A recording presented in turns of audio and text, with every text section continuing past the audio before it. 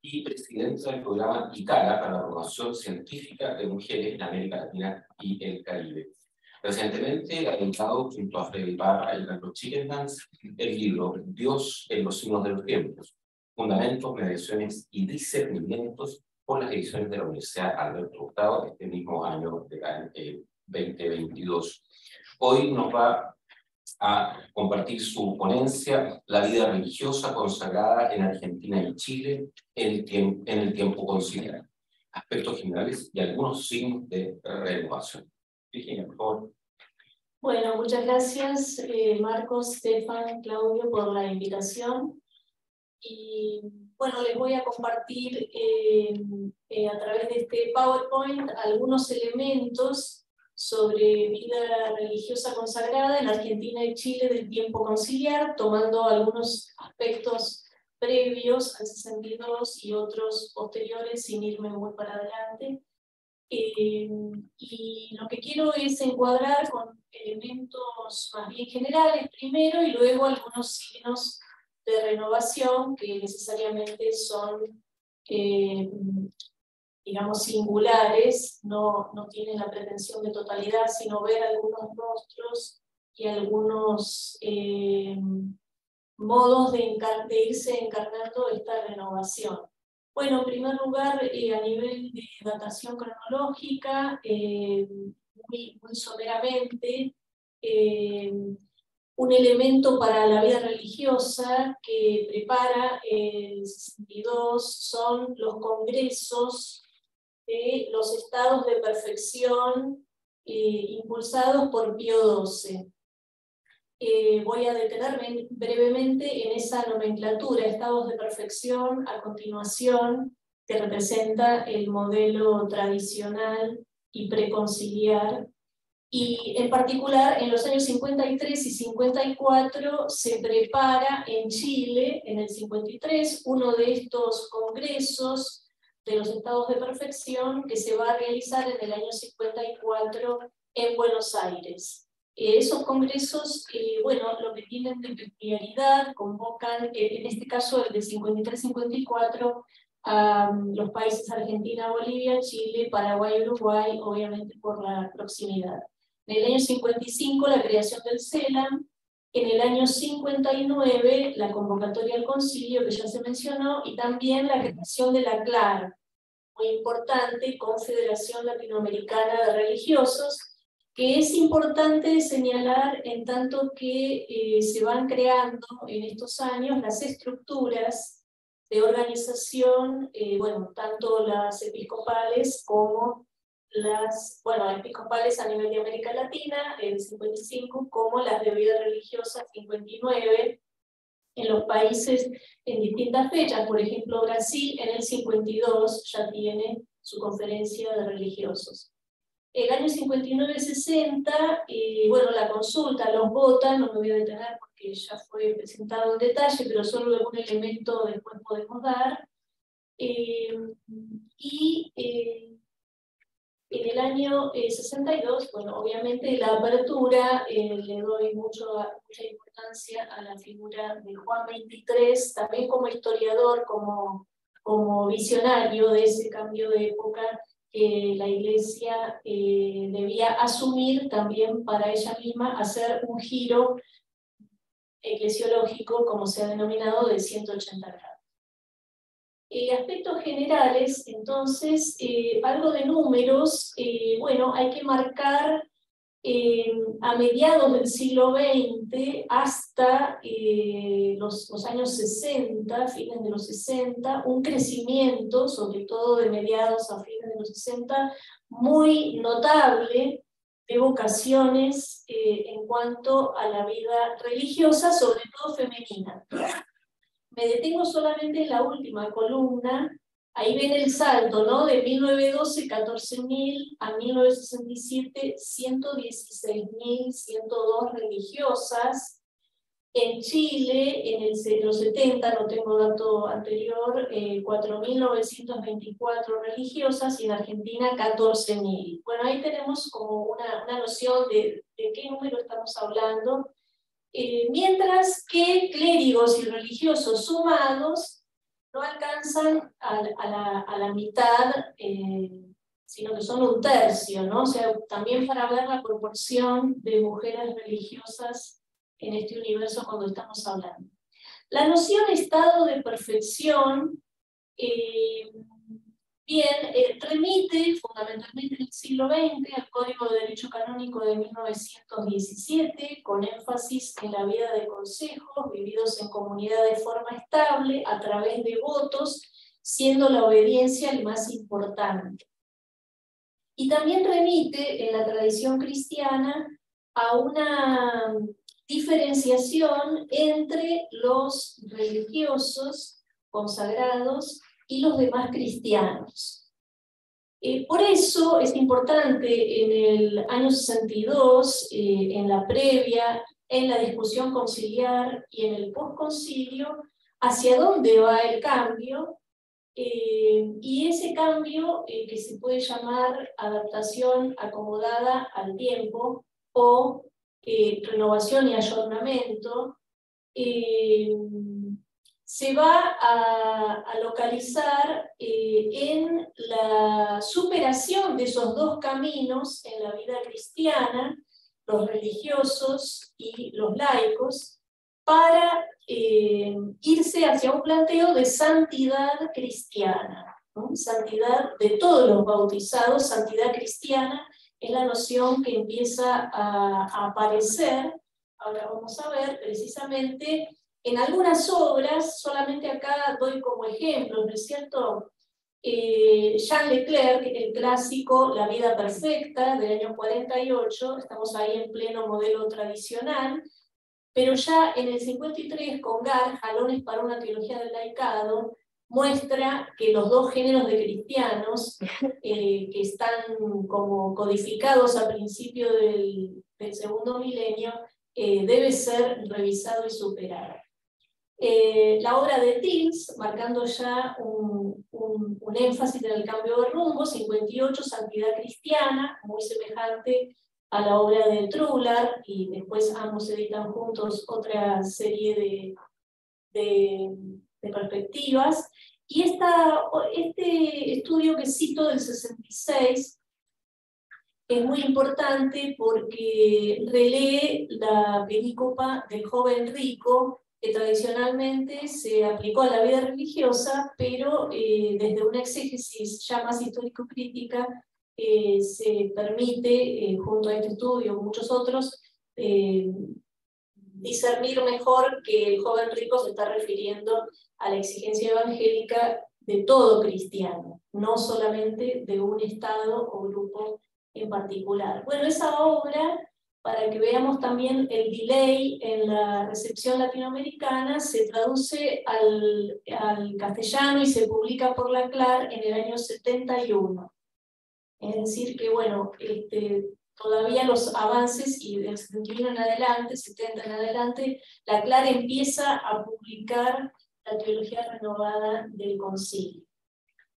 Bueno, también para sumar algunos datos, en 1925 la vida religiosa en Chile contaba con 959 religiosos en 24 casas, dominicos, recolección dominica, franciscanos, agustinos, mercedarios, capuchinos, congregación de Sagrados Corazones, congregación de la Misión, Compañía de Jesús, congregación de hijos, de misioneros hijos del Inmaculado Corazón de María, Orden de San Benito, entre otras, y existían 44 casas de vida religiosa femenina en Santiago: Agustinas, Clarisas, Clarisas de Nuestra Señora de la Victoria, Carmelitas de San José, Capuchinas, Carmelitas de San Rafael, Monasterio de la Visitación, Congregación de los Sagrados Corazones, Hermanas de la Caridad, Hermanitas de los Pobres, Instituto de Hermanas Esclavas del Corazón de Jesús y muchas más. Y entre 1926 y 1960, también por una moción de Pío XII de que las congregaciones europeas y norteamericanas mandaran personal misionero a América Latina, llegaron a Chile 66 congregaciones, sobre todo femeninas. Esto se da en los distintos países de América Latina. Eso también explica en parte el incremento de personal religioso. Un dato interesante, tomo aquí como referencia a Ana Quiñones, en los congresos de estados de perfección se habló de renovación. Ya Pío XII hablaba de renovación en varios sentidos, y eso se observa en su gran magisterio de renovación para la vida religiosa consagrada. Sin embargo, en estos congresos no se percibía ese espíritu o esas nuevas perspectivas de renovación. Había empezado un lenguaje que hacía eco en este sentido, pero faltaba realmente que se diera el cambio, ¿no? De todos modos, esos congresos significaron reunirse, prepararse para esa renovación, visibilizarse, ¿no es cierto? Bien, es decir, parte del camino que era indispensable. Bueno, los votos de los obispos argentinos y chilenos ya lo hemos trabajado anteriormente en un sentido más amplio. En Chile, yo acá quiero mencionar solo 2 ejemplos de Argentina y Chile sobre la vida religiosa que, como la mayoría de los episcopados del mundo, tienen una preocupación principal los obispos, y es cómo regular la autonomía de los institutos religiosos respecto del obispo local, porque las comunidades tienen lo que se llama un privilegio de exención y dependen de Roma directamente. Entonces, muchas de las peticiones que se refieren a vida religiosa están centradas en este punto. En el caso chileno es muy marcante esta preocupación por la exención, y en ese sentido, bueno, antes te había hecho mi pregunta. Ahora, también remarco en los 2 países como preocupación de abrir nuevos horizontes. Por ejemplo, en cuanto a la formación de religiosas y su dedicación en Argentina y su dedicación a la enseñanza de la religión, o en el caso chileno que se mencionó, el ampliar funciones a superioras religiosas para dar la comunión cuando falta el clero o en situaciones particulares. Signos de renovación, figuras, testimonios, casos. Acá yo me quiero circunscribir a un caso que es este de la llegada de las hermanitas y hermanitos de Jesús a América Latina, y algunos rostros que evidentemente serán parciales, pero que bueno, me parece que muestran algo de todo este proceso. ¿Por qué la llegada de las hermanitas y hermanitos de Jesús a América Latina es importante, si bien ellos numéricamente son muy pocos, ¿no? Bueno, diversas fuentes históricas y también de testimonios orales, coinciden en reconocer la irradiación de las fundaciones inspiradas en el carisma de Carlos de Foucault. Estas comunidades, yo lo pongo resaltado, creo que ¿por qué tienen tanto impacto? Porque anticipan y alientan la inserción, por una parte, y por otro lado, porque representan un paradigma integrador del cambio que se quiere hacer de estado de perfección y un modelo más clásico, tradicional, centrado en lo contemplativo, a un modelo que articula ese contemplativo clásico con la secularidad, con el mundo, que en América Latina es el mundo de los pobres, el mundo popular, o el mundo de la marginación, de la marginalidad, y por lo tanto muestra un camino de síntesis, y este camino también de apertura de la vida religiosa hacia lo apostólico, que es parte del cambio que se transita, bueno, desde ya las décadas de fines del 40, todo el 50, y que va a ser parte de ese tránsito de renovación en los años 60 y 70. Los Hermanitos de Jesús, fundados en 1946, llegaron a Chile en 1951, por una petición de Alberto Hurtado cuando conoció las comunidades obreras en Francia en 1947.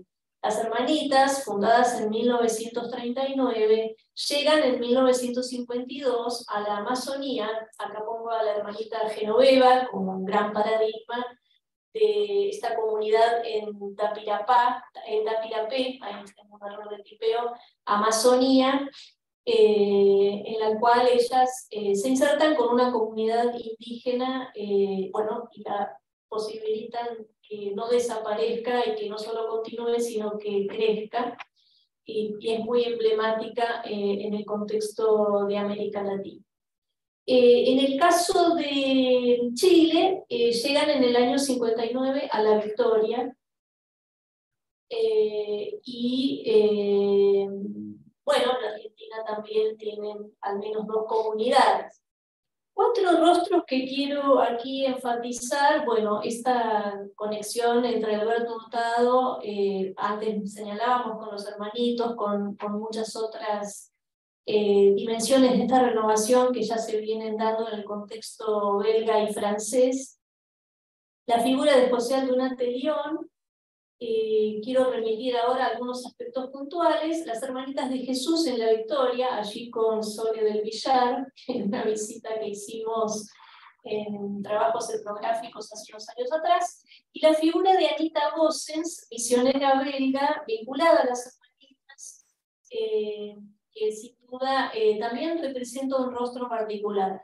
No es que no hay otros rostros, pero bueno, quiero enfatizar en ellos parte de esta renovación que se va dando. Por una parte, José Aldunate, a mi relata en su autobiografía: a mi vuelta a Chile, luego de estudiar en Roma y Lovaina, recibí de mi provincial jesuita, el padre Álvaro Lavín, el encargo de secundar al padre Hurtado en la ASICH, Asociación Sindical Chilena. Este temprano compromiso mío con la ASICH y con el padre Hurtado tiene que haber sido muy determinante para mi orientación social, no solo teórica, dados sus estudios en el área de moral, ¿no es cierto?, sino también práctica.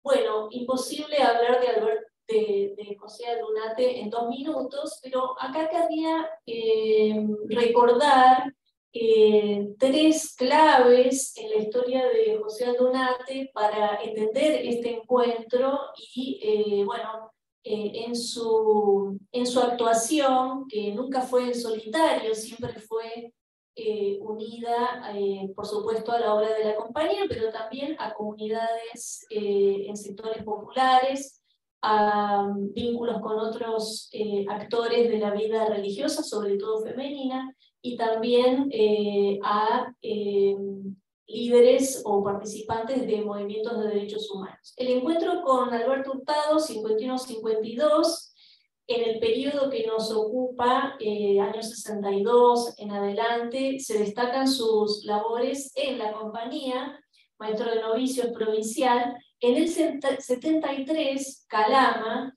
la primera experiencia de José Aldunate como sacerdote obrero, que no se entendería, pienso, sin este antecedente de su trabajo con Alberto Hurtado, entre otras razones.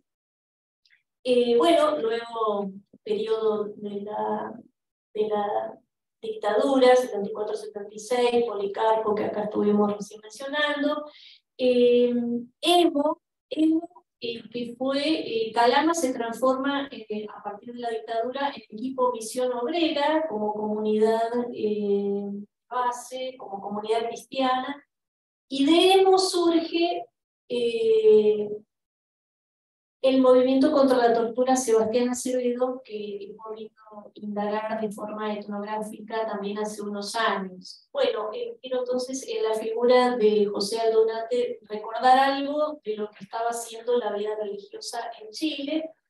También este testimonio de Anita Gossens, que representa a muchos otros rostros de vida religiosa o consagrada. Vamos a ver el perfil que ella tenía, del extranjero que vienen como misioneros y misioneras a Chile. También algo bastante particular según he recibido de otros testimonios locales en el caso de la vida consagrada en Chile. Cuando llegué a Chile en el 64, con ese anhelo de seguimiento del hermano Carlos, de Paul, porque lo grande también en él era que él vivía el espíritu del concilio muchos años antes del concilio, quiere decir también precursores en lo que fue la renovación espiritual.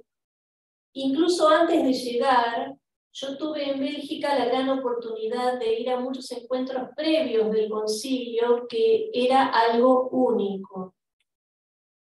Eran allá los padres benedictinos, regularmente organizaban los fines de semana, entonces nos sentíamos en una onda preconciliar muy hermoso, muy intenso, lo que Juan Chagavía, otro jesuita chileno, llama que el concilio venía llegando, sobre todo en la década del 50 y comienzos del 60, de a rachas, ¿no? O sea que el concilio no solo es lo que pasó después, sino también lo que llegó al concilio desde ese antes.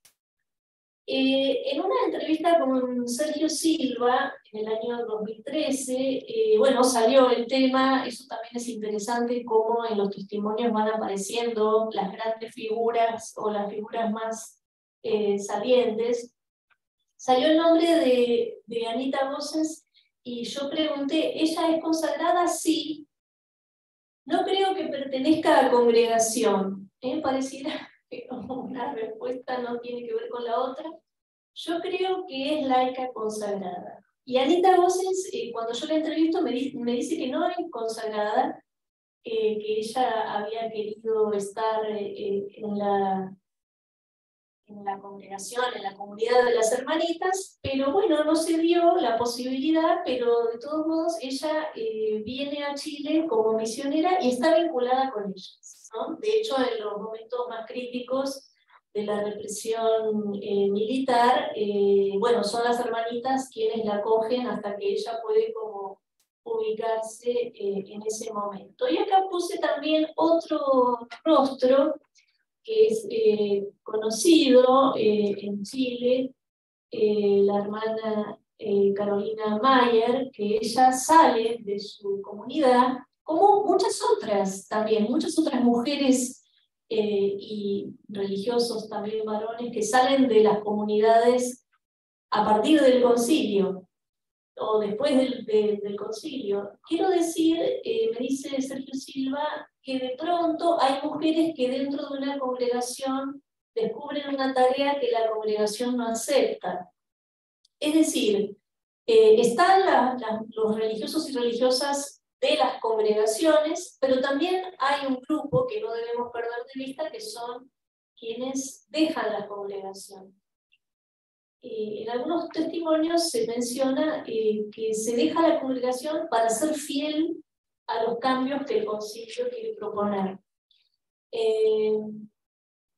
Bueno, cuando se descubren nuevas tareas y la comunidad no lo acepta, no les cabe en la cabeza a las comunidades ciertas novedades o nuevas misiones. Y estas mujeres que son independientes, emprendedoras, que descubren, yo puedo colaborar aquí, pero que no cabe en el programa de las congregaciones, que a veces son muy rígidas, sobre todo las femeninas, y bueno, esto produce éxodos. Interesante que Carolina Mayer nunca se sacó el yupper, ¿no es cierto? Tiene una especie de hábito, pero ella, bueno, deja su congregación para una misión, una obra. Bueno, la vida religiosa en Argentina, con esto ya voy a terminar. No tengo tanta documentación etnográfica en este caso, pero quiero hablar de dos historias, dos nombres que Claudia Turi seguramente podrá completar luego en su presentación. María Virginia Emmert, Religiosas de San José, y Aida López, Divino Maestro. Somos dos mujeres, bueno, un poco porque no tengo, como les digo, ese registro tan de cerca, de primera mano, pero también porque hay una posición que tal vez sea válida, y es que en estos años que estamos mirando tuvieron más protagonismo las religiosas que los religiosos, que aparecieron como más activos en los años que siguieron en la década siguiente. Bueno, por una parte, la conferencia de superioras mayores, que es uno de los frutos que se esperaban de los congresos de estado de perfección, es decir, que se organizaran estos organismos o consejos en los países para tener una mejor coordinación. Y la primera junta directiva fue designada en 1954, se reunió en el Colegio de la Sociedad del Sagrado Corazón Almagro, donde funcionó hasta el 68, mostrando también el liderazgo de esta comunidad, entre otras. En el año 62, la madre María Virginia Emmert era presidenta de la Junta Directiva del Consejo de Superioras Mayores. En el 63, en la segunda asamblea de la CLAR, se nombran nuevas autoridades. Por Chile es nombrado Manuel Edwards, y de Argentina, como vicepresidenta, María Virginia Emmert. Pero acá está lo llamativo del caso. Ese mismo año fue destituida al verse involucrada en un conflicto económico con la CAR, la Conferencia de Religiosos Argentina, por deudas contraídas por ellos de servicios sociales, una obra que tenían. Y en este conflicto se pide de Roma que las religiosas se hagan cargo de estas deudas. Bueno, ahí se genera conflicto y un debate.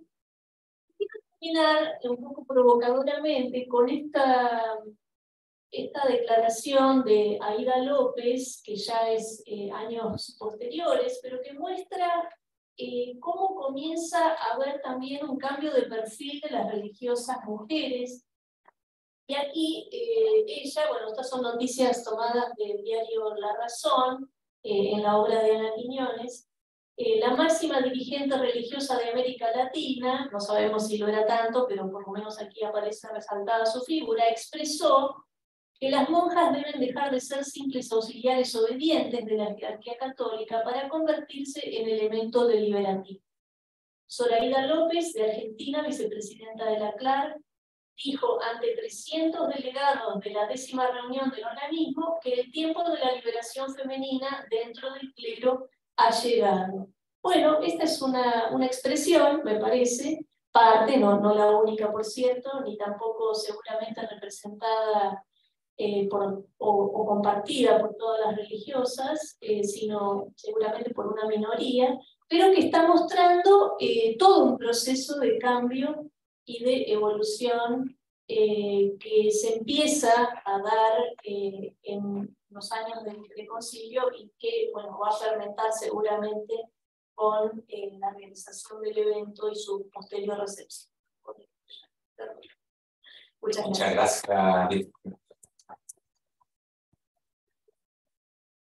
Bien, tenemos unos minutos para aportes, complementos, preguntas, comentarios.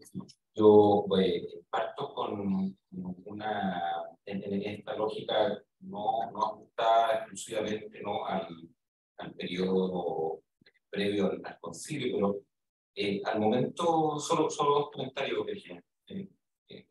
Al momento de revisar archivos locales en los obispados, a mediados de los 60, estoy pensando en Talca, estoy pensando en Punta Arenas, y en Concepción, aparece la figura del Consejo del Presbiterio, que es una suerte de consejo asesor, deliberativo y en algún momento representativo de religiosos, sacerdotes y religiosas con respecto al obispo.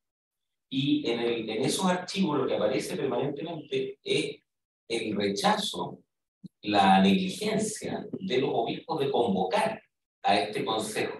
Entonces, como una línea de democratización, entre comillas, que pareciera haber surgido, al menos, insisto, a escala local. Entonces, saber si tú tienes más antecedentes de eso, si es un procedimiento a nivel regional, digamos, de latinoamericano, etc.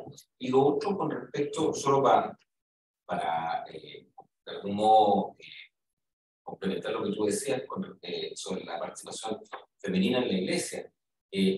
Ese dato, el dato de que son 2 veces más religiosas, digamos que el 60%, más del 60% de las personas consagradas en América Latina son religiosas,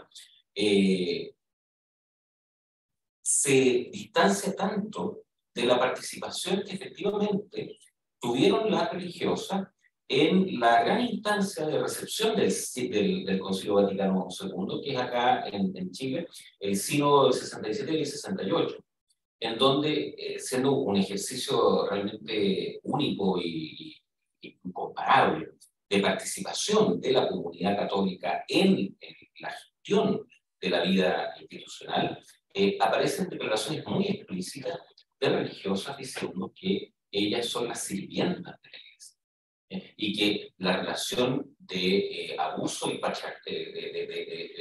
de abuso patriarcal, creo que en algún momento usan incluso esa frase, de parte de los sacerdotes con respecto a las religiosas, era realmente intolerable. Entonces, a mediados de los 60 ya hay una conciencia y una capacidad de denunciar esa situación, menos en la iglesia chica. Estefan.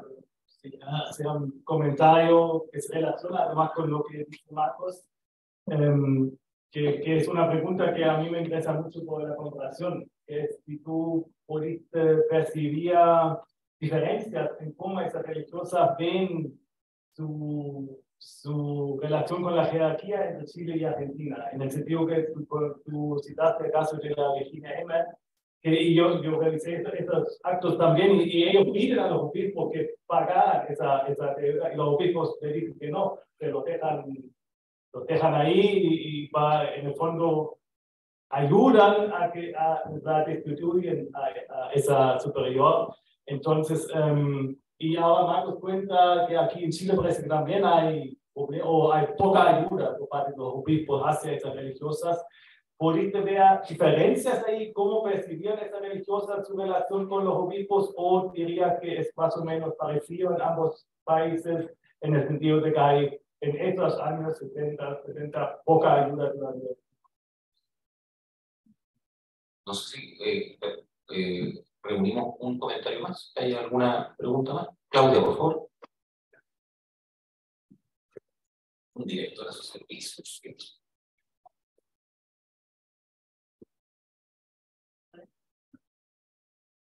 Hola. No, quería decir con respecto a los 2 casos que tomaste, Virginia, para Argentina. Estas 2 religiosas se van a ver envueltas en 2 episodios conflictivos que les van a costar el cargo. Primero, por una deuda que en realidad tenían los religiosos, ¿no? Las congregaciones femeninas, ¿no? Y en ese sentido no hay gran cambio respecto a la percepción de parte de la jerarquía en curia, en el lugar de las religiosas, pese a los cambios que traía el concilio. Por otro lado, la hermana Aida López, que allí figuraba en el diario La Razón,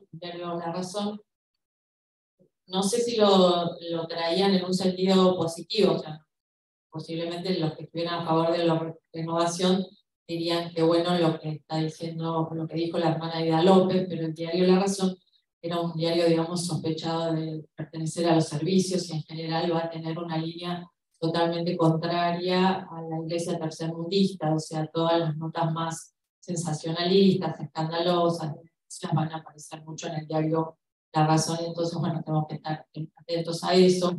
Pero ella tuvo un episodio siendo integrante de la CONFER, de la Conferencia Argentina de Religiosas, y creo que fue en ese mismo año, estando en una conferencia en la ciudad de Managua, en Nicaragua, que participó de una reunión con otras religiosas, donde se habló del tema del sacerdocio femenino, que era un tema que abrió el Concilio Vaticano, ¿no? Que hay que recordar que en esa oportunidad se llegó hasta debatir, sobre todo en las iglesias europeas principalmente, en las congregaciones religiosas femeninas, menos en América Latina, y Aída López habría expresado en favor del sacerdocio femenino.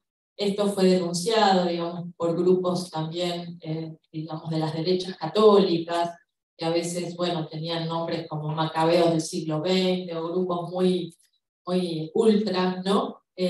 O directamente eran anónimos estas denuncias, pero a Aída López, bueno, eso le costó el cargo, digamos, porque fue separada inmediatamente, se abrió una investigación, ella desmintió haber dicho lo que apareció en el diario La Razón, pero sin embargo, digamos, no pudo salvar, digamos, su lugar en lo personal, lo cual quiero decir, esto también da cuenta de una gran resistencia, por un lado, un discurso de ampliación del reconocimiento de las religiosas en la iglesia, y por otro lado, una sujeción todavía muy fuerte. De todas maneras, hubo otros casos con desarrollos un poco más felices, entre comillas, todo lo feliz que puede ser siendo religiosa en la iglesia católica, pero digamos, la hermana Esther Sastre u otras, con Laura Renard, como en la decisión que tomaron las religiosas del Sagrado Corazón, del Sacré-Cœur y de las Hermanas de la Asunción, vendiendo sus colegios del barrio de Recoleta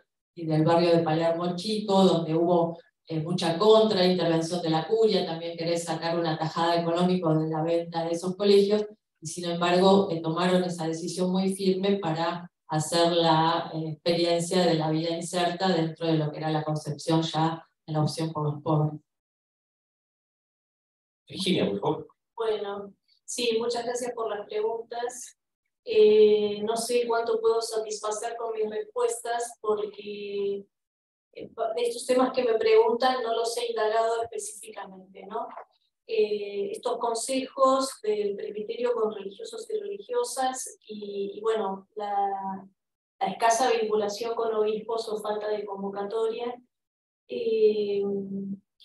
Sin duda, yo creo que, bueno, que acá lo que estamos viendo es que los obispos en general, por lo menos la radiografía que aparece en los botas de todos los obispos de América Latina sobre la vida religiosa, están preocupados por la falta de clero y cómo van a hacer con el apostolado. Es decir, preocupación del episcopado por el clero y el apostolado, la pastoral, ese es como el tema central.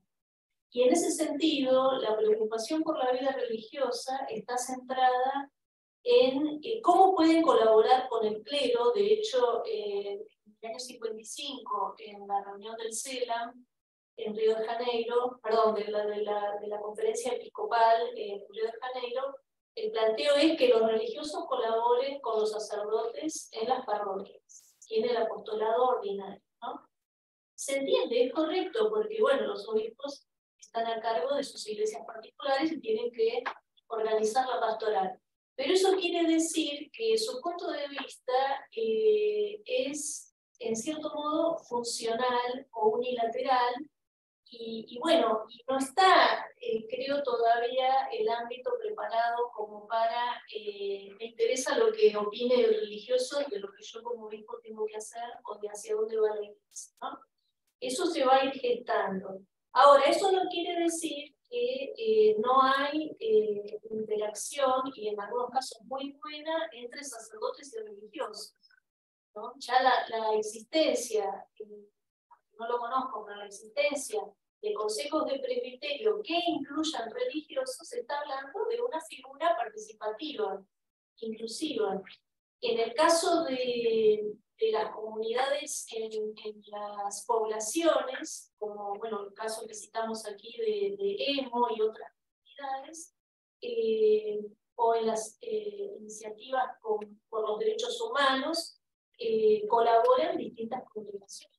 Y un tema que no saqué, pero que aparecía a colación del perfil laico de Anita Gossens, y bueno, ahí también aparecía Soledad del Villar, pero bueno, de generación joven, obviamente, pero hay otras laicas y laicos comprometidos es que los religiosos se vinculan no solo con el clero, también con el mercado, y está el tema de estas figuras anticipatorias de lo que después se ha llamado más formalmente carisma compartido, misión compartida.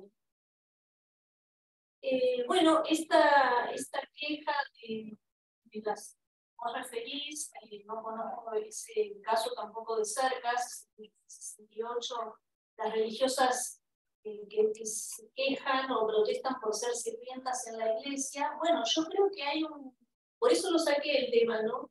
Hay una cuestión de cambio epocal sobre la mujer, por una parte, y una cuestión de despertar de la vida religiosa femenina a este proceso de cambio sobre la mujer en el mundo y en la iglesia.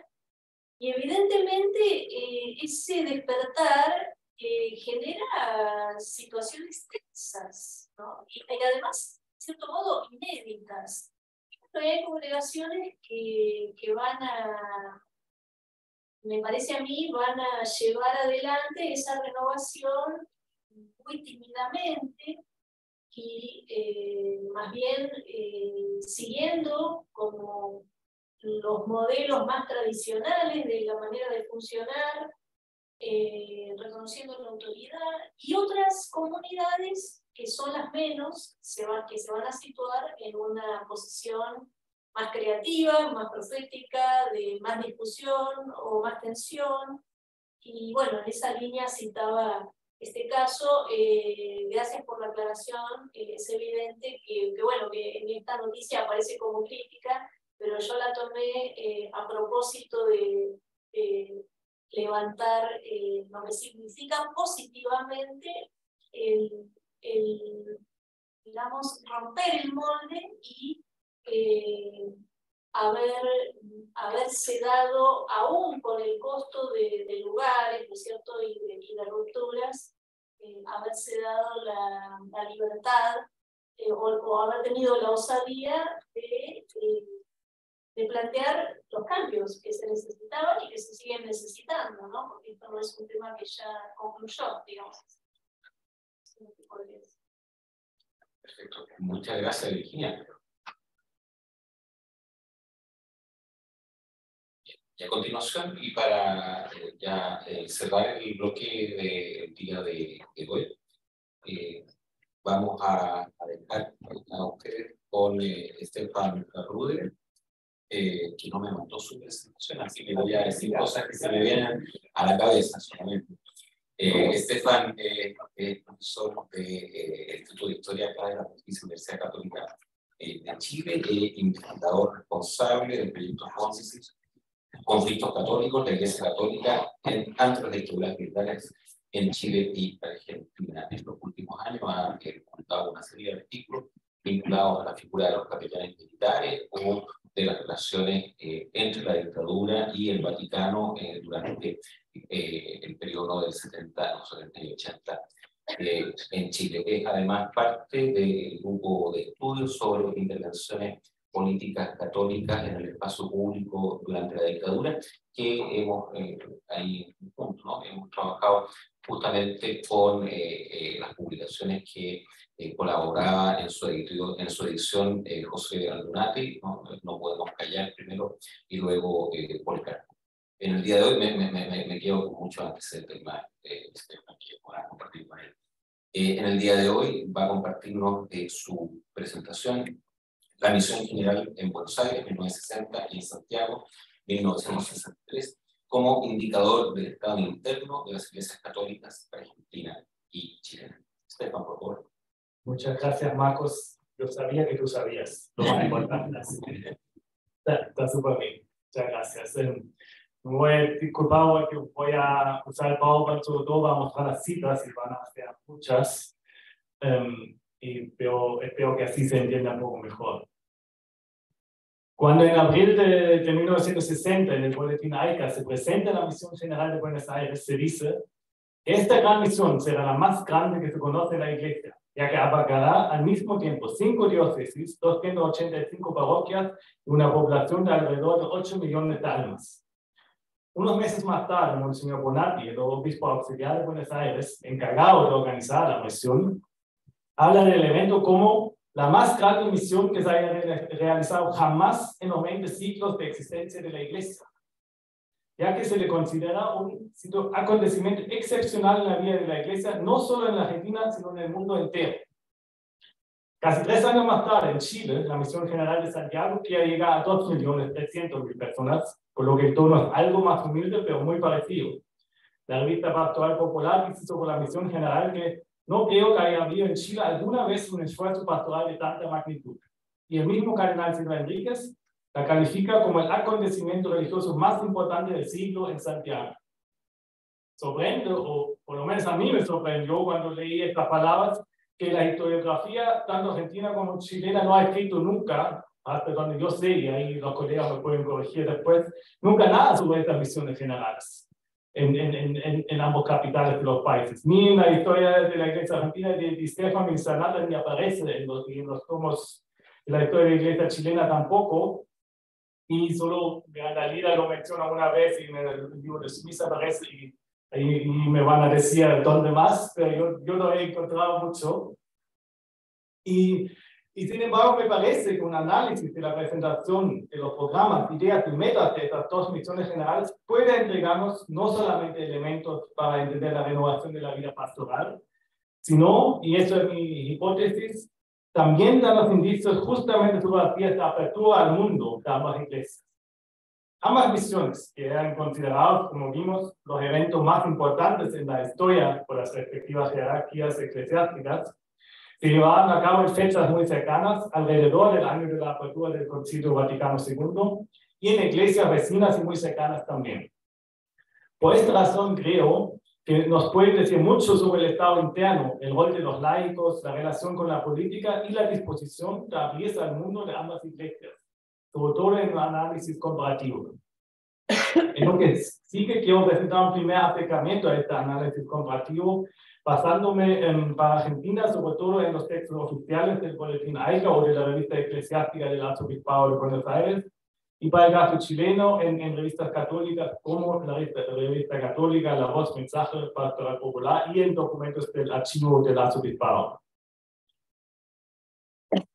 Ambas misiones se realizaron debido a un llamado del Papa Juan XXIII que, asustado por la Revolución Cubana, explicitó el diagnóstico de que la Iglesia Católica estaba perdiendo fieles, sobre todo en países nominalmente muy católicos y en los sectores populares.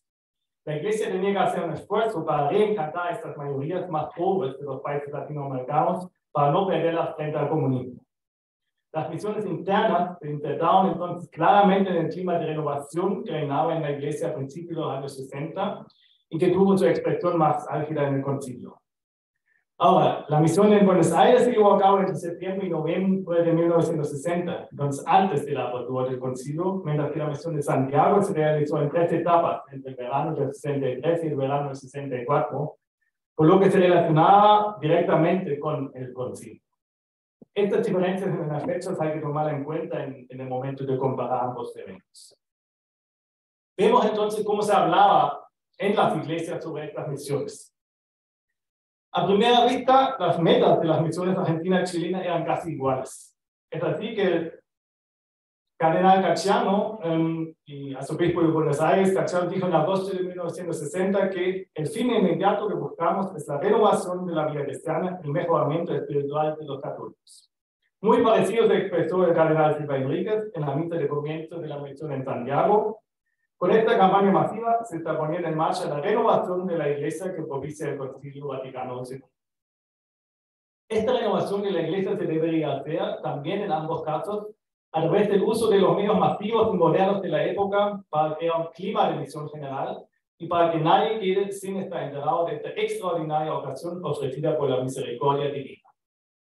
Sobre todo en Argentina no faltaban los medios económicos, por lo que se concluyó después del evento que a la formación del clima contribuyó en forma intensa la publicidad que comprendió carteles, volantes y otros impresos, noticieros cinematográficos, leyendas en la correspondencia, discos y más de 50 audiciones semanales por año.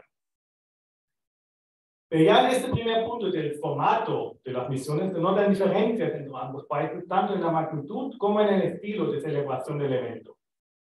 Mientras que en Buenos Aires asistieron muchos medios nacionales e internacionales, incluso el Mercurio de Chile, a las conferencias de prensa sobre las misiones, en Chile son sobre todo los medios católicos que hablan algo más sobre ese esfuerzo pastoral. Y estas distintas maneras de llegar al público masivo se reflejaban también en el estilo de celebración de las misiones. En Santiago hay una misa presidida por el cardenal en la catedral, pero después no se encuentra un local para el acto de inauguración con los 10.000 laicos que participan en la misión, por lo que tienen que dividir a ese grupo en varias secciones. Estos problemas contrastan mucho con la gran celebración pública en la Plaza de Mayo, presidida por el cardenal Cacciano, frente a 500.000 personas, donde se bendijo a 12 cruces, simbolizando los 12 apóstolos, donde se dio la bienvenida a la imagen original de Nuestra Señora de Luján, la patrona de la Iglesia Argentina, que por primera vez en 300 años salió de Luján para llegar a Buenos Aires, en un recorrido en el cual, cito, donde quiera que pasó la Virgen, se reunió el pueblo para aclamarla. En Buenos Aires se usó la misión para representar una iglesia rica, abundante, de llegada masiva y en su esplendor máximo. Mientras que en Chile estamos frente a una iglesia mucho más humilde y probablemente también más pobre. Estas diferencias se agrandan todavía si analizamos las misiones con el enfoque puesto en la relación entre iglesia y las realidades, tanto intra como extra-eclesiásticas. Hacia adentro de la iglesia, las misiones en Buenos Aires y Santiago tenían, a pesar de sus metas casi iguales, una direccionalidad muy distinta, lo que nos puede servir como un indicador muy fuerte acerca de la disponibilidad de renovar las estructuras eclesiales en el espíritu del concilio o no. En Argentina, la misión se hacía por sacerdotes y estaba dirigida hacia los fieles y laicos, guiada muy fuertemente por la jerarquía o ser los obispos. En Chile, muy al contrario, la misión se llevaba a cabo sobre todo por laicos y algunos sacerdotes, y estaba dirigida hacia los fieles y también hacia los sacerdotes y religiosos. En ambos casos se diagnosticó antes de la misión una falta de clero importante como razón del problema del alejamiento de la religión en la población.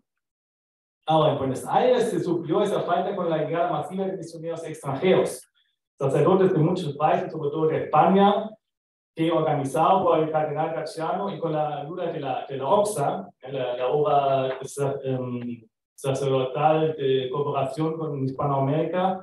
Estos sacerdotes viajaron a Argentina para participar justamente en la misión general. Estos misionarios, cito, ganaron la calle en Buenos Aires y prepararon un nuevo ambiente, como le explicó uno de ellos después de su regreso a España en la Revista Católica de Chile. Aquí los laicos mantuvieron su estatus de objetos de la misión, a los que se trae la buena nueva de la doctrina católica, pero que no tienen incidencia en las estructuras de toma de decisión de la Iglesia. En Chile, muy al contrario, la participación activa de los laicos se ve reforzado por el mismo cardenal Silva Enríquez, que subraya, y cito, la misión tiene, sin embargo, una característica especial, la participación importantísima de los laicos en todas las actividades misioneras. Es algo que así en Buenos Aires no aparece nunca en los escritos. Y este planteamiento de Silva Enríquez permite a la revista Mensajes relacionar la incorporación de los laicos con la idea de que la misión debería servir para acercarse a la realidad en la que vive gran parte de la población. Esta gran cruzada tratará de dar un sentido más humano y cristiano al mundo de la familia, del estudio y del trabajo, mediante un acercamiento a los hombres, una mayor incorporación de los laicos y un mejor conocimiento de nuestra realidad.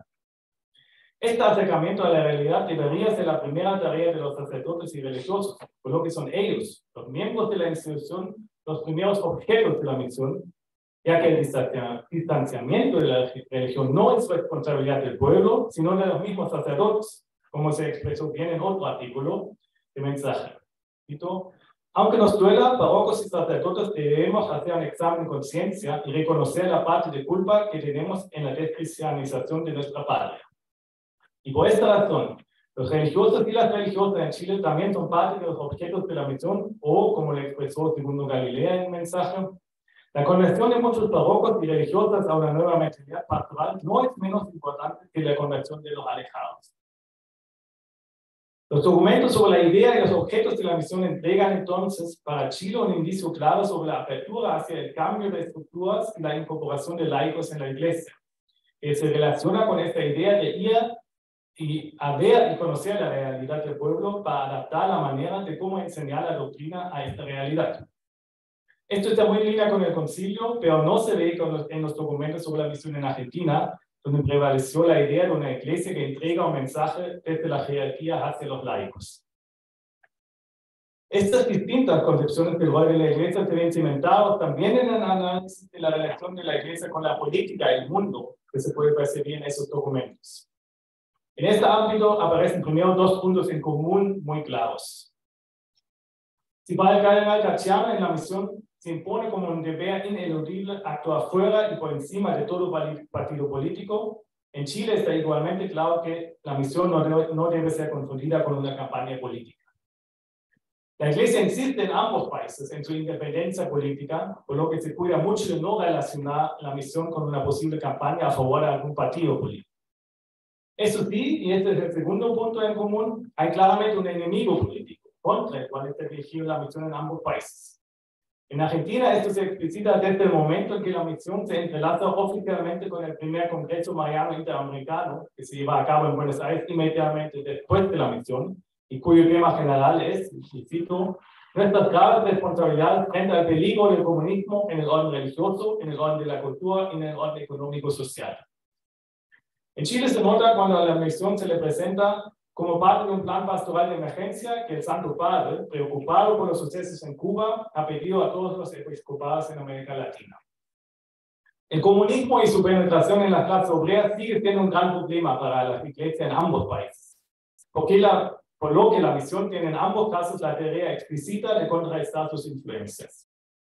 Pero la manera de cómo se quiera llevar a cabo esta lucha contra el comunismo durante las misiones nos puede entregar muchos indicios sobre cómo la jerarquía eclesiástica percibe su propio rol y su relación con el mundo político-social que la rodea. Es así como en Argentina la necesidad de la misión se debe a un diagnóstico bastante puro de la realidad actual que se hace en la iglesia. Y cito, en el campo moral hay dominio de los 7 vicios capitales, desconocimiento del decálogo, relajación de los lazos familiares, ignorancia religiosa, indiferencia glacial, materialismo espantoso. Lo interesante de ese diagnóstico es que se percibe un mundo lleno de vicios, sin preguntarse mucho por las causas de estos vicios, ya que se encuentran en la falta de religiosidad de ese mundo. Y desde ahí, la solución está muy clara, no necesita un acercamiento más concreto a esta realidad, basta con entregar al mundo el mensaje de la religión católica, por lo que el lema de la misión constituye la idea Dios es tu fuerza. Es así entonces que la Iglesia Argentina en la misión, cito, al obrero que al atardecer sale de su fábrica, acoplado por el trabajo y las preocupaciones de vida, le decimos Dios es tu fuerza. A la débil empleada o al oficinista, Dios es tu fuerza, pero como una voz de aliento. En Argentina esta voz de aliento se entrega desde una iglesia jerárquica que no percibe la necesidad de estar inserta en el mundo de estos obreros o oficinistas. Por lo que el programa oficial de la misión incluye 2 puntos grandes, Jesucristo revelador y Jesucristo redentor, donde entre otros se pretende hablar del infierno como la más tremenda de las realidades. En el fondo, en los documentos de la misión en Buenos Aires se encuentra una iglesia que ofrece 2 soluciones frente a los problemas que percibe en el mundo. Una es la entrega patriarcal del mensaje milenario, como lo acabamos de ver en esa cita, y la otra es un discurso militante y bastante violento, como se expresa en las palabras del cardenal Cacciano en la celebración de despedida de los misioneros extranjeros, que relata uno de ellos. El cardenal, cito, les recordó la necesidad de estar alerta, lanzados a la calle, porque el enemigo está en medio de nosotros. Este enemigo es el comunismo. Ha llegado la hora de luchar sin cuartel y es necesario estar dispuestos a luchar y morir. Yo, por mi parte, dijo el cardenal, deseo poder dar mi sangre por el triunfo de Dios en el mundo. Ambas ideas son elementos de un culto bastante tradicional y hegemónico, creo yo, en la iglesia argentina desde los años 30, que se relacionan con la concepción de la Argentina como nación católica y la simbiosis entre iglesia y fuerzas armadas como pilares de esa nación. Y estos elementos, creo, y por eso lo digo de nuevo, ya que no es nada nuevo aquí, se destacan más en un análisis comparativo, pensando en la iglesia chilena. También en Santiago se parte con un diagnóstico crudo de la realidad para justificar la necesidad de la misión. Cito: al contemplar este desolado panorama social de nuestra patria y de América Latina en general, su mortalidad infantil, su analfabetismo, su alcoholismo, su desnutrición, su población callampa, su miseria física y cultural, nos revelamos a reconocer en este cuadro el propio de un país cristiano. Aquí no se habla de vicios, ignorancia o indiferencia, sino de la miseria física y cultural, por lo que la primera tarea de la misión es, en palabras del obispo Tagle, que debe conocerse la realidad humana y temporal del territorio, sus influencias, tensiones, etc.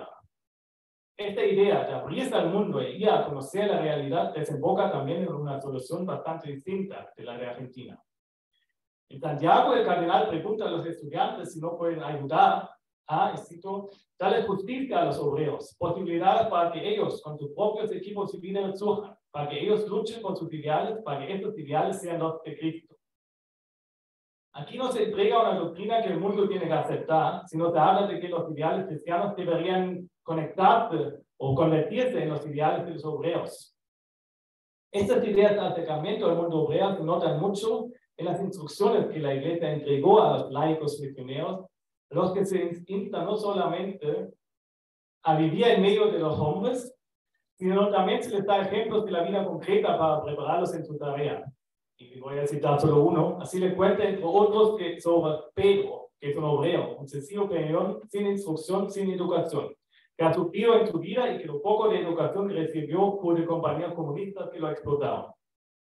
A través del amor y el entendimiento que debe profesar el militante misionero para con Pedro, y a través del hecho de que trabaja a su lado y lo defiende frente a sus jefes, este logra convertir al sencillo peón en un cristiano con la posibilidad de vivir una vida mejor. Esta actitud de cambiar los métodos pastorales se explica por los cambios que ocurren en la Iglesia Universal. El mensaje se dice sobre la misión que existe en la Iglesia, según los señales del Segundo Concilio Vaticano, una decidida voluntad de afrontar esta compleja realidad del mundo moderno, sacudido por cambios básicos, de buscar nuevas y más penetrantes fórmulas de apostolado que le permitan llegar hasta el hombre de hoy. Ahora, la comparación entre ambos casos permite destacar que es ahí, en esta apertura hacia el mundo moderno, sacudido por cambios básicos, donde radica una de las más grandes diferencias entre ambas iglesias.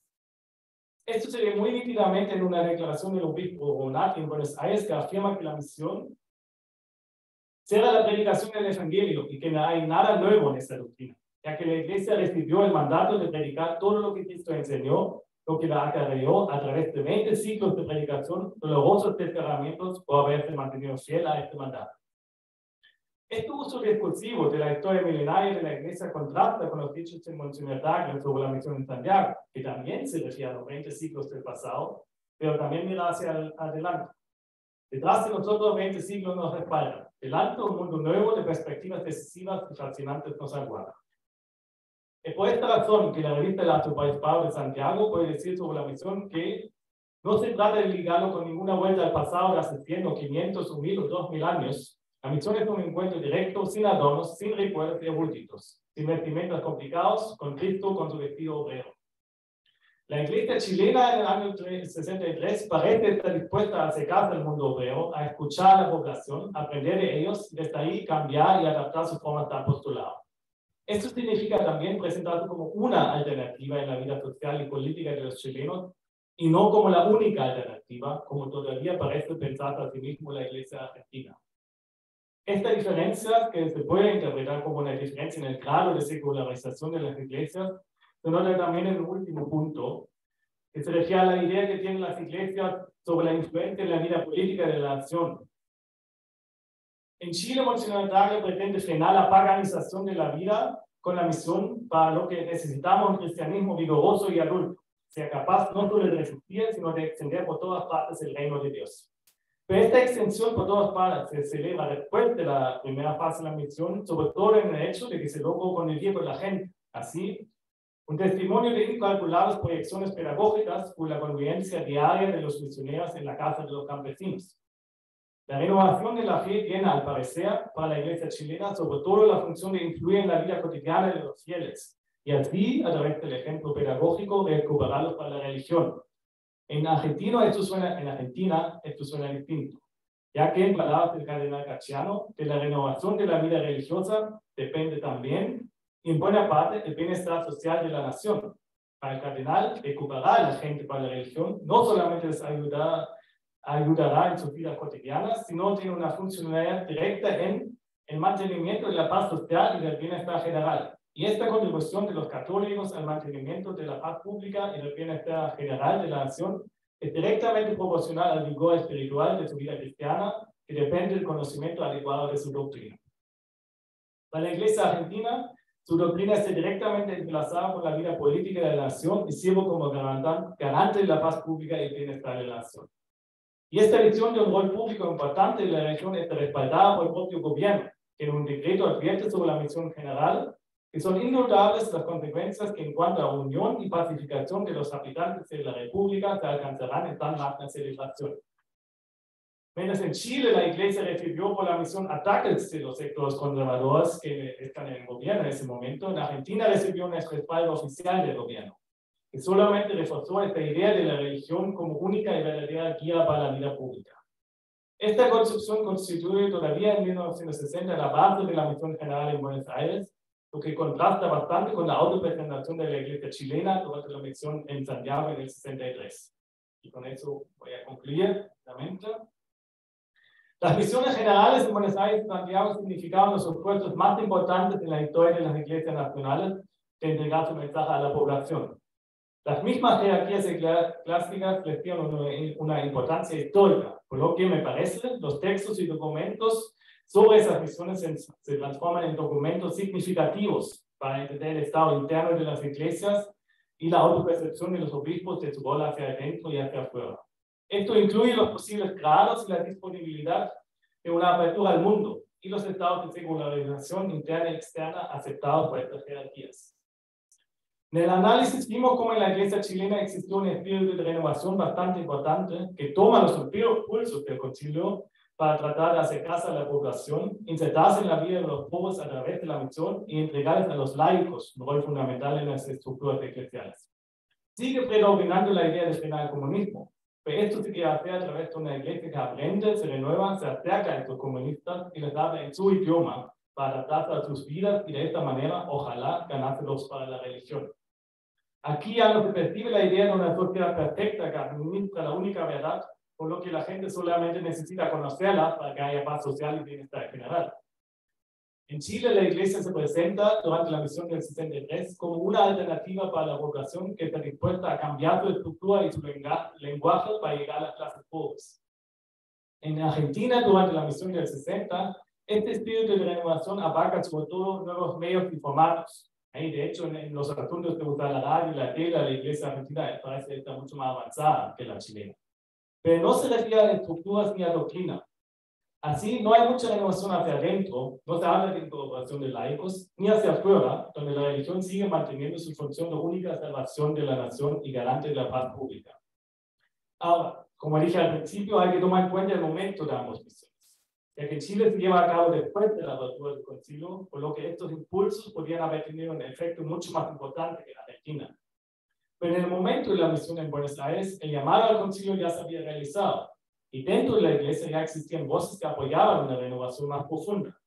Esto se puede notar, y termino el tío, en un artículo de Criterios sobre la misión en Buenos Aires, donde se hace un diagnóstico sociológico de la realidad de descristianización del mundo, se aboga por la renovación de las estructuras internas, por el rol protagónico de los laicos y por una llegada al ámbito de la vida real de los pobres, ya que, cito, una misión general es el ajustamiento de una diócesis a la realidad humana y cristiana que ella encierra. El artículo de Criterios es la descripción ideal de la misión, solamente no la de Buenos Aires, sino la de Santiago 3 años más tarde. Entonces, y con eso termino, me parece que un análisis comparado de las misiones en Buenos Aires y Santiago nos puede entregar indicios sobre la disponibilidad de ambas iglesias de abrirse al mundo y de renovarse en el sentido del concilio. Las diferencias que arrojó este análisis son importantes, también a mediano plazo. Las distintas disponibilidades de renovarse que demostraron las jerarquías durante las misiones también van a influir en las maneras de cómo los obispos manejan los conflictos y polarizaciones en la iglesia y en la sociedad en Chile y Argentina durante los años 70 y 70. Muchas gracias. Muchas gracias, Estefan. Segundo lugar en la carrera de quienes ponen más. Tenemos unos poquitos minutos y muchas intervenciones. Allá atrás, primero, por favor, luego José. Yo tengo el reflejo de quién levanta la mano. No, bueno. Bueno, muchas gracias. Muy interesante el trabajo de idea, ¿no? Sin duda, como marcaste la experiencia de esos 4 años, la historia del catolicismo muy chileno, importante. Respecto a la bibliografía, bueno, hay algunas tesis de teología, pero efectivamente no es un tema cual la redundancia que tuvo cuantitativa, el apoyo que le dio al programa de justicia.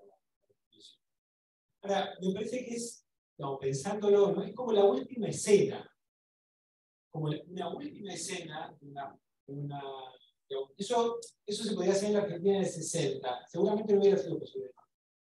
En primera medida porque hoy, en el Congreso Mariano Internacional, digamos, una de las consignas de la Gran Misión de Buenos Aires es volvamos a Cristo a través de María.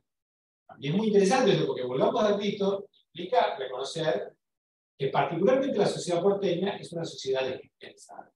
Y hay muchos elementos de los años previos, el tema de la iglesia en el 55, hasta las movilizaciones por la educación laico libre del 58, en la cual claramente la movilización de los laicos es mucho más importante que los católicos, y también la elección del año 60, la elección en la cual gana el candidato de Buenos Aires, socialista, pero cubano.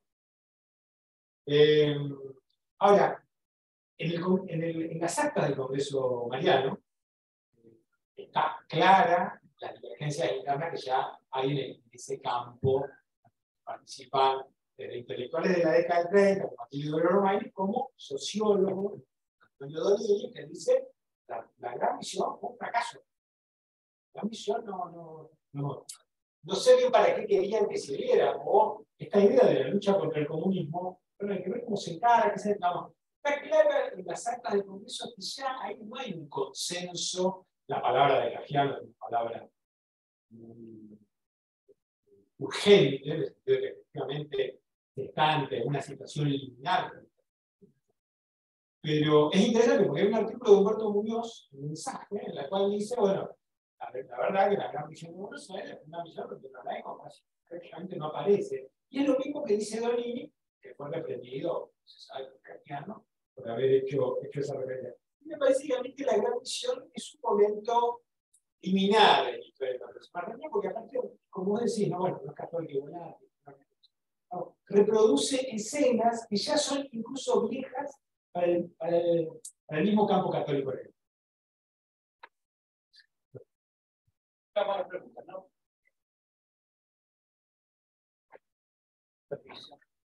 Vamos a hacer el... Manda Marco Fernández, que es finalmente el boss aquí. Bueno, muchas gracias. Lo mío más que preguntas son comentarios. Primero, con respecto al lenguaje utilizado, ¿verdad? Grandilocuente. Me parece que es una constante que encontramos un poco en este contexto, al menos en la iglesia chilena, que es la que conozco más. Por ejemplo, es lo que se ocupa el mensaje cuando gana Eduardo Frei, por ejemplo, que dicen esto puede llegar a poner fin a la Guerra Fría. Es cosa que se reproduce en la civiltad católica, una cosa asombrosa, pero que se vinculan ahí como ese conocimiento del catolicismo chileno, la democracia cristiana chilena, como elementos que pueden transformar el mundo y este bloque como de potencia. Lo segundo, con respecto a la misión general en Chile, también creo que es fundamental y que se inserta en este proceso de hacer realidad las cartas pastorales del 62.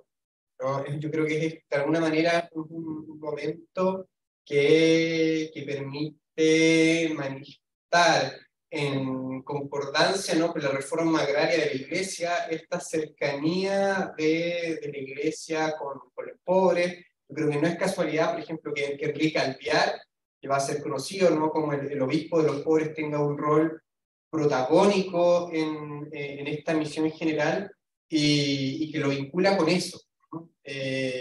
Y que demuestra a la Iglesia chilena a nivel local, pero también a nivel general, latinoamericano, como una iglesia de avanzada. Creo que justamente el año 63, cuando el obispo de Canelones, en Uruguay, le escribe al cardenal Silva para preguntarle cómo va a ser la iglesia chilena para emplear las reformas que está proponiendo el concilio. Le dice, mira, te hago esta pregunta porque te has puesto como a la cabeza del movimiento, dice, prudentemente reformista de la iglesia latinoamericana. Entonces yo creo que se conecta con todo eso. Gracias. Me surgieron muchas preguntas, Estefan, comentarios. Lo primero que me llama la atención es pensar, creo que la gran diferencia es quiénes hacen esta misión, y creo que no es algo menor. Y creo que también que la Iglesia de Santiago pudiese plantearse una misión hecha por laicos, tiene que ver con un proceso previo, y que mi pregunta es, ¿quiénes? ¿Qué laicos? Y yo pienso que quizás tiene que ver con la Acción Católica y como la idea que ya venía de los años 50, como Papa, de que las misiones deberían hacerse como por ambiente, como en el fondo que es una persona igual misionar en su ambiente, y que eso era como más efectivo. Pero igual creo que es difícil, como me lo imagino, y claro, traer de España también es complicado, pero coordinar una misión tan grande, me surge dudas cómo se realizó eso. Y porque ya en los años 50 esta idea de la especialización como produce problemas. Entonces esa es mi segunda pregunta, como que tú un poco lo dijiste, como va a generar conflictos, como en torno a qué en específico va a producir conflictos, no sé, pues, con los conservadores de esta misión. El tema, que le hicieran laicos, los lugares, esa otra pregunta. Y quizá hay más, en mi pregunta con los lugares. ¿Dónde se hizo la misión? Pues supongo que en Chile como espacios más marginales, poblaciones, si hubo ahí una gran diferencia con Argentina, pensó quizás en la continuidad, quizás se pensaba que en la misma zona, las personas de la Acción Católica en la misma zona misionaran en el mismo lugar, si era esa la lógica de la misión. Y por último, en torno a las como tensiones que en Chile puede haber producido esta misión, mi pregunta es si dentro de la misma conferencia episcopal hay conflicto, hay desacuerdo sobre cómo debería hacerse, cuáles, claro, son las críticas de los conservadores, y aquí también en la diferencia, ya, y con esto termino, con el comunismo, como de distinto, las dos son como misiones anticomunistas, pero muy diferentes en cómo plantean esa oposición al comunismo. Si es que el catolicismo chileno se plantea como una alternativa entre varias, me imagino que el contenido de la misión no es solamente el evangelio, sino que tiene que tener un contenido fuertemente social, como para plantearse como alternativa. Si eso estaba guiado, no sé. ¿Se te da la pregunta? Estefan, por favor. Muchas gracias, muy buenas, interesantes los comentarios. Voy a empezar por atrás porque son algunas cosas un poco más específicas también, y después responder también a José. Claro, en Santiago son los laicos, sí, se sacan primero de la Acción Católica, claramente, pero no solamente. La idea es, y lo describe muy bien, la idea es buscar en las parroquias en los que participan hombres decentes, hombres cristianos que ojalá tengan un estilo de vida decente. que estos pueden ser solteros, pero, ojalá casados, pero si no, pueden ser solteros y que tienen que tener cierta reputación de ser un hombre bueno dentro de su barrio. Entonces sí se trata de ligar a mucha gente, digamos, para que participen en eso. Y eso sí genera conflictos en Chile, sobre todo con los conservadores, porque sí ahora es una misión de Santiago, entonces no toda la conferencia episcopal participa, sino solo los obispos de la diócesis de Santiago, de Valparaíso, porque lo hacen en la costa también. Entonces ahí no te puedo decir cómo opinaban nosotros, pero por lo que escuchamos de José Ignacio en la mañana, ya sabemos, había varios obispos mucho más conservadores que quizás no lo hubieran hecho de la misma manera. Y los conflictos es que ellos tratan de llegar realmente a todas las partes de esa diócesis de Santiago, también al campo. Y ahí Enríquez lo describe el mismo, que dice que, bueno, antes en el campo el sacerdote tenía que pedir permiso al patrón para llegar al fondo y tenía 10 minutos para hablar y después el patrón decía lo que había que hacer. Y ahora los misioneros llegan nomás, y hablan a la gente, y eso genera molestia en los patrones, porque sienten que ahí lo revelan a esos campesinos, a esos peones, y son, en el fondo, estos son las molestias, que son en el fondo molestias políticas también. Decía, ustedes sacerdotes ahí están revelando a los campesinos y ya no quieren más sueldos y todas esas cosas. Eso no puede ser. Esos son los conflictos que se generan en ese sentido. Eso sobre todo, y claro, yo creo que sí, de las cartas pastorales de los años 63, que vamos a escuchar algo mañana sobre ellos, tienen mucho que ver, probablemente también, con esa misión que después se hace. Ahora sí, el lenguaje grandilocuente lo percibo más en Argentina todavía que en Chile. Esta iglesia argentina que se presenta de una manera tremenda, que hace esas celebraciones en la Plaza de Mayo, que saca a la Virgen de Luján por primera vez en 300 años, y lo pasan por todos los pueblos, y todos la aclaman, mientras aquí hay una misa, pero después ya el cardenal ni sabe dónde juntarse con todos esos laicos, y tienen, entonces ahí es justamente en este lenguaje también que veo una diferencia más hacia Argentina de lo grandilocuente. Y claro, la iglesia chilena de Sangre es una iglesia avanzada, pero me permite quizás decir algo sobre el éxito de las misiones, que puede que en Argentina después se hayan evaluado mal, pero yo no sé qué tanto éxito tuvo en Chile tampoco, digamos, ya qué evaluación hay ahí, no lo he revisado, pero me imagino que en el fondo el éxito real, le decía, hemos convertido a más gente hacia la religión, capaz que hay incluso más fuerte en Argentina que en Santiago. Eso es algo que siempre me pasa también en la dictadura. O sea, uno siempre dice, bueno, la iglesia argentina en la dictadura, que hayan estado al lado de los militares, y terrible, pero han ganado en la dictadura. Y en Chile no. Entonces, a veces uno decía, esta es la iglesia más progresista, pero digamos, en su propio campo de ganar y retener fieles, quizás no es tan exitoso como esa iglesia argentina que habla tan grandilocuente y que es mucho más conservadora. Habría que evaluar bien los números, ahí que no los tengo para la visión concreta, pero yo creo que es un punto a tomar en cuenta.